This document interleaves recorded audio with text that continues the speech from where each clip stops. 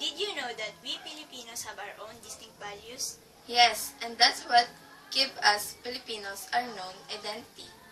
Now we are about to share Several Filipino values.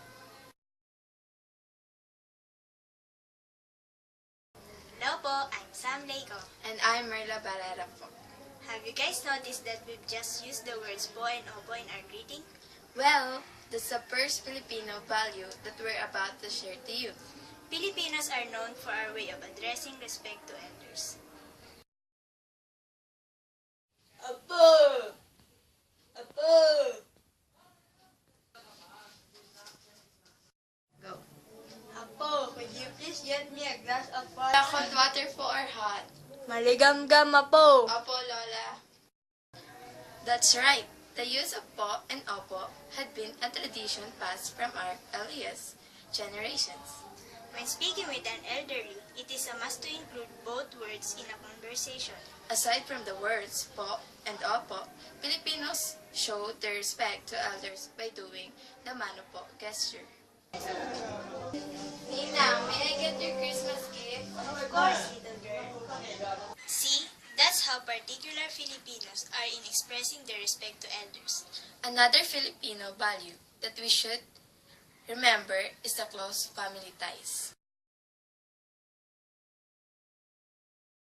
Filipinos are known for having an extended family, where lolos, lolas, titos, titas, anaks, pamangkins, apos, nanay, tatay, all live in the same house, which make the whole family in large size.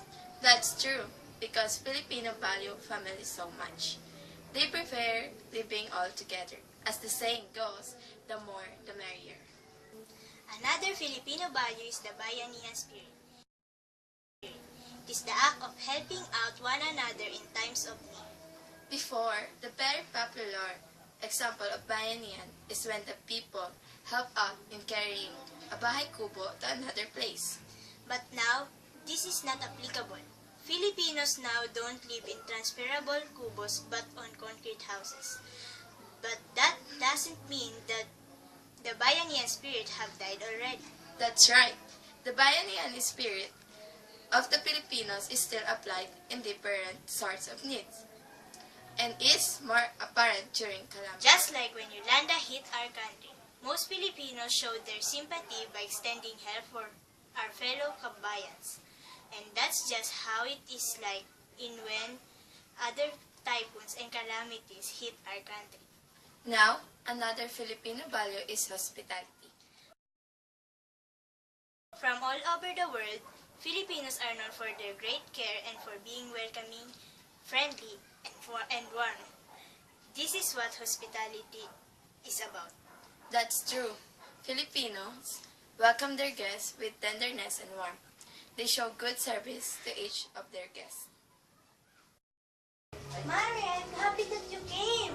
Come sit down and eat. What food do you want? Anything, Mare, thanks so much. Okay, I'll get all that we have. Just come and mention if you need something else. You can sleep overnight here if you want, Mare.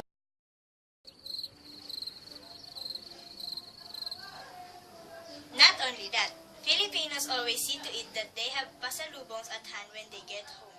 Oh my G, we have to buy stuff before we get home. Yeah, sure. Let's buy this, and this. Yes, pasalubong. This is why I love being a Filipino family.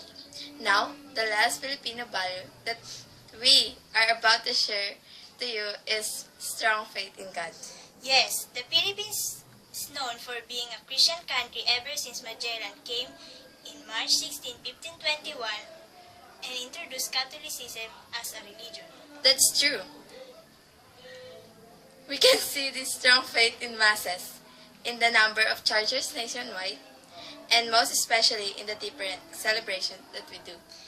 You're right. Celebrations include Simbang Gabi in preparation for Christmas, the strong devotion for the Black Nazarene in Quiapo, and just this month, the arrival of our beloved Pope Francis. True enough, Filipinos really value their faith more than anything. Not only in these occasions can we see the faith that Filipinos have. In times of problems and trials, Filipinos show their stronghold in God. The life of prayer and devotion is something that is in the blood of every Filipino people. Now, we have shared the different Filipino values. Yes, and I may say that being a Filipino does not only mean you were born in this country, but Being a Filipino is having and living all the values that Filipinos only have and exercise. That's all for today. We hope you've learned something from us. Paalam po. maraming salamat po!